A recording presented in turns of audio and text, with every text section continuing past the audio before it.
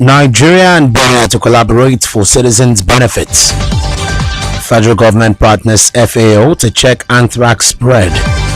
Heavy security as NLC commences protest over petrol subsidy removal.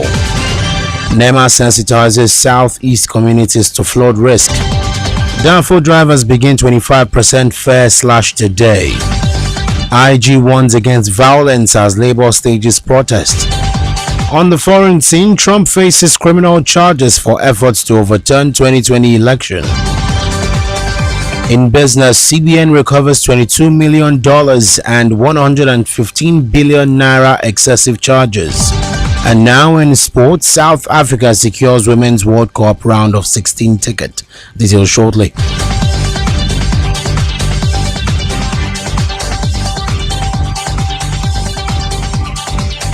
President Bola Tinubu has said that Nigeria and Benin Republic will collaborate to explore their cultures, history and demographics for the benefit of the citizens. This is contained in a statement by the Special Advisor to the President on Special Duties, Communications and Strategy, Mr. Dele Alake, on Tuesday.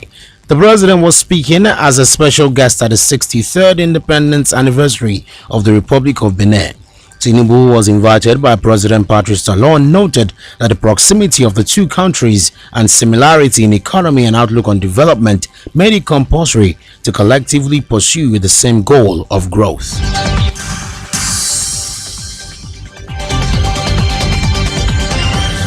The Food and Agriculture Organization of the United Nations and the Federal Ministry of Agriculture and Rural Development have expressed their readiness to partner and check and control the spread of anthrax disease in the country. Their partnership followed the anxiety created over the anthrax outbreak in Nigeria, with confirmed cases in Niger and Lagos states. The communications officer, FAO Nigeria, David Soka, made this known in a statement made available to the news agency of Nigeria on Tuesday. The statement quoted that FAO Emergency Center for Transboundary Animal Diseases Control Team Lead Dr. Otto Mohenda as explaining that the partnership is to be enhanced within the context of the One Health approach, and efforts would be sustained using a strong team of frontline experts to prevent the spread of the disease to other parts of the country.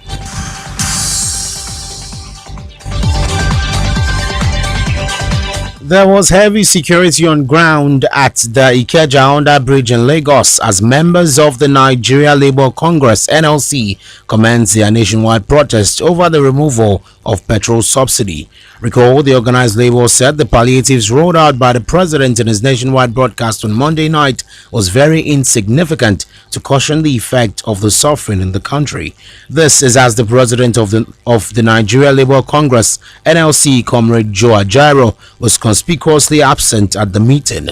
The Nigeria Labour Congress specifically said it was going ahead with the proposed national protest on Wednesday, but briefing State House correspondents at the end of the Presidential Steering Committee on Palliatives held at the State House Abuja, the Chief of Staff to the President, Femi Gbajabiamila, appealed to organized labor to suspend the planned protest.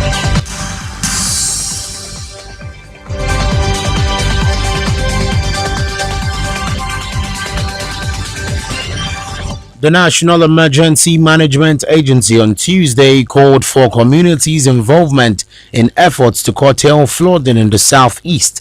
The zonal coordinator of NEMA in southeast, Mrs. Ngozi Echiazu, made the call while addressing journalists in Enugu on steps being taken by the agency to mitigate flood disaster this year. It will be recalled that the Nigerian Meteorological Agency and the Nigerian Hydrological Services Agency released their 2023 seasonal climate prediction and annual flood outlook, revealing states in the country likely to be affected by the floods this year.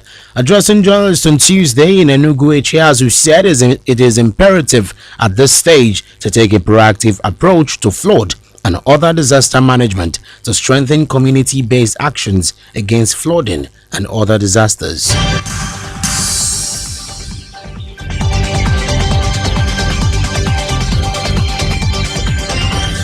The Lagos State Parks and Garages Administrators on Tuesday said it had put modalities in place to comply with Governor Babajide Sanwo-Olu's directive for the implementation of 25% reduction in transport fares in a bid to cushion the effects of the fuel subsidy removal on residents of the state.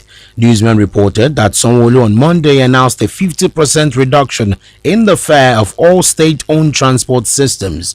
The governor also said modalities had been put in place by the informal transportation sector, especially the yellow buses, to slash their charges by 25%. Speaking in a telephone conversation with news correspondents on Tuesday, Samuel Olalere, the acting director, media and strategy to the chairman, Laspaga Oba Suleiman Raji, said the 25% reduction of fares by yellow buses will take effect from today, Wednesday.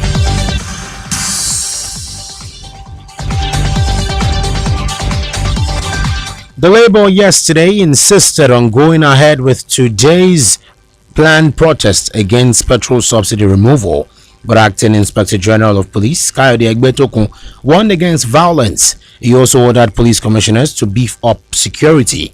Labour said the protest would start because the relief package unveiled on Monday by President Bola Ahmed Tinubu was not enough to alleviate suffering. Police spokesman Olumiyiwa Adejobi quoted Egbetokun as saying the Nigerian police force reiterates its commitment to ensuring the safety and security of all citizens during the period of the planned protest, as all necessary measures to facilitate the peaceful conduct of these demonstrations have been put in place. You are still listening to the World News at 12 on 88.1 Smash FM. More stories to come on the foreign scene in business, sports and entertainment. Stay with us.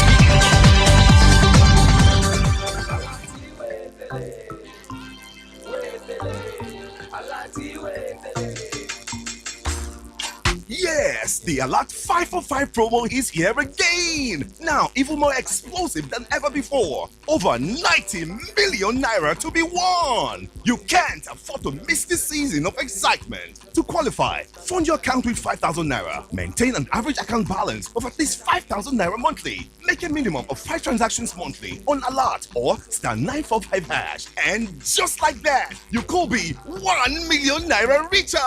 So, download Alert today or transact without internet on star 945 hash anytime, anywhere. Terms and conditions apply. Wema Bank, with you all the way.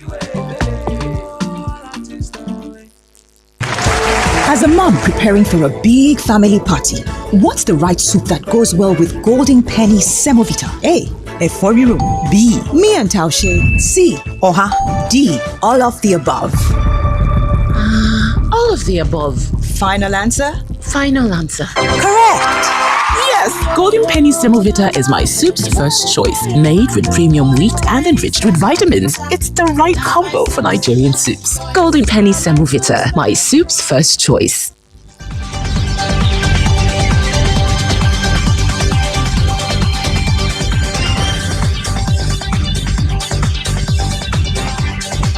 Welcome back. This is still the World News at 12 on Smash 88.1 FM. Quickly, let's move to the foreign scene.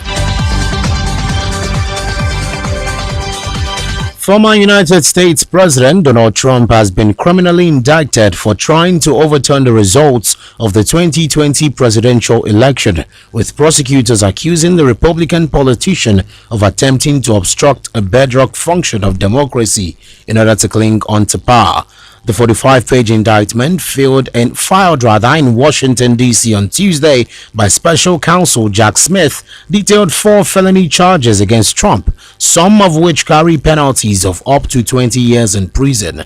They include 1 count of conspiracy to defraud the U.S., 1 count of conspiracy against rights, 1 count of conspiracy to obstruct an official proceeding, and 1 count of obstructing an official proceeding.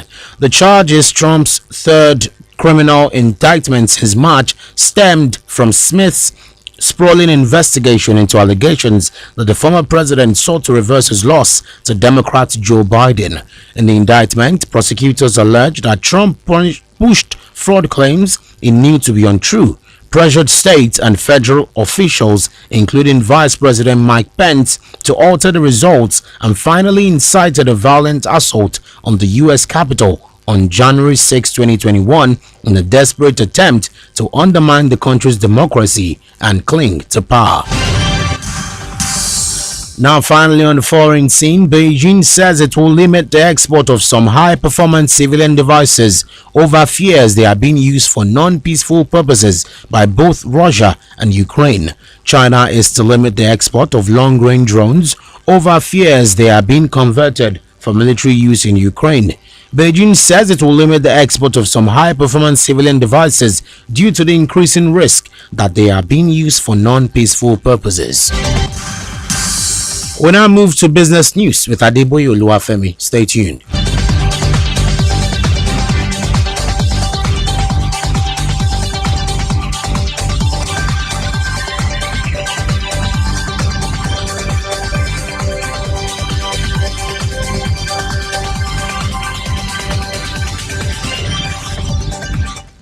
And now in business. The Central Bank of Nigeria, CBN, yesterday said it had recovered $22.8 million and 115.5 billion naira for multiplicity of charges imposed on customers by deposit money banks, DMBs, over the past 11 years. Its Director of Corporate Communications, Dr. Isa Abdulmumin, disclosed this in Ado-Ekiti, the Ekiti State capital, at the 2023 CBN Fair, themed promoting alternative payment channels as tools for financial inclusion.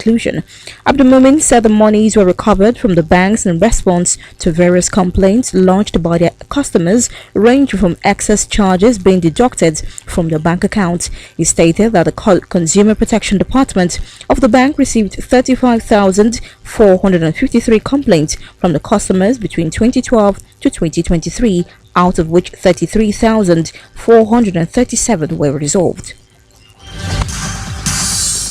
According to reports, state and local governments got 2.59 trillion naira from federation accounts in the first 6 months of 2023 amid worsening economic hardship in their respective states. This is a 27.62% increase from the 2.0 trillion naira that was shared in the corresponding period of 2022. Also, the total revenue shared among the three tiers of government increased by 13.12% to 4.54 trillion naira from the 4.01 trillion naira that was available in the corresponding period of 2022.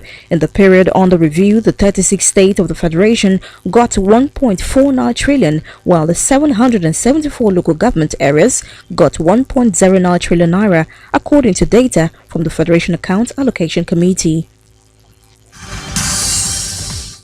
And that's all in business. Stay tuned for the sport news.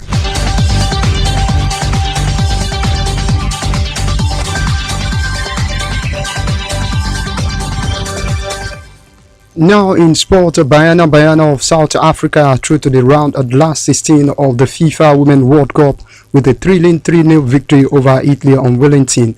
South Africa joined the Falcons in the round of 16 after upsetting Italy in their last group game. Thambi Gatlana last gap gives South Africa their first ever Women's World Cup win at the tournament in their quest for a place in the round of 16. The reigning champion will now face a Group E winner Netherlands on Sunday in Sydney for a place in the quarterfinals. According to the broadcast partner of the Nigerian Premier League (NPL), 10 Stadium has been shortlisted for live streaming of games for the 2023-2024 season. The broadcast partner Propel Sport disclosed the news development to the media ahead of the upcoming season set to commence in August 26th. The stadium selected are Muhammad Diko Stadium, Guthrie Akpabio Stadium, Kwara State Stadium, Eimba Stadium, Sani Abacha Stadium in Kano. Other stadiums selected include Ruampanga Stadium, Samuel Ogbomudia Stadium, Pantami Stadium, Lagos Salami Stadium, and Mobolaji Johnson Arena in Lagos. Finally, in sport, the Spanish giant Barcelona are reportedly in talks with Manchester City over the signing of Joao Cancelo following the end of his loan spell with Bayern Munich. The 29-year-old made a shock exit from the Etihad Stadium in the January transfer window to Germany, but is reportedly set for a permanent move this summer to Barcelona. According to reports from Barcelona camp, it is believed the Spanish champion have begun talks with City over a move for the Portuguese defender. That's all in sport for this afternoon. Now back to Joshua Ojoye for the rest of the bulletin.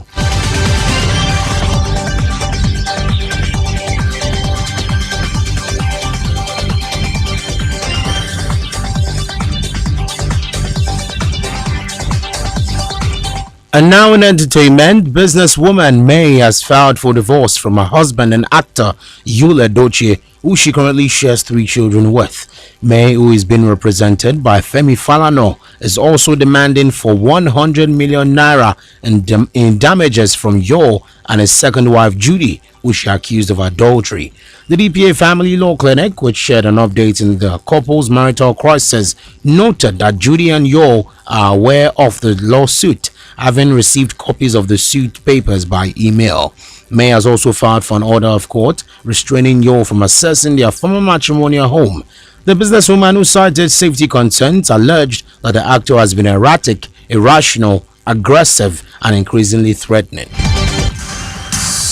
In case you have any news story you want us to cover, you can send us a message via email on news@smash88.1fm.ng or send a text message to 0818-851-0881.